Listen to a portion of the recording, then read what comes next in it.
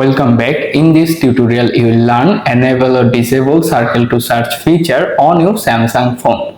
Let's get started. First, unlock your phone, open the settings. After you are in settings, scroll down slowly, find the display option, tap to open them. After that, scroll down again. This time you can find the navigation bar option. Once you found them, tap to open them. In the page, located the circle to search option. If it available your phone, simply tap on the toggle button to turn them off.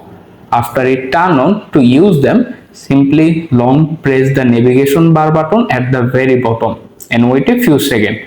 After your phone is circle to search feature activate, simply circle anything. For example, I am circle this more option and wait a few seconds and automatically show the result. That's it, guys.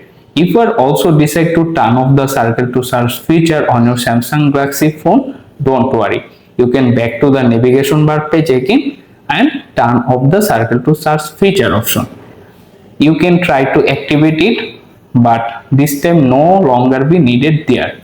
Please note, if your phone is older software version, you can don't find the circle to search feature.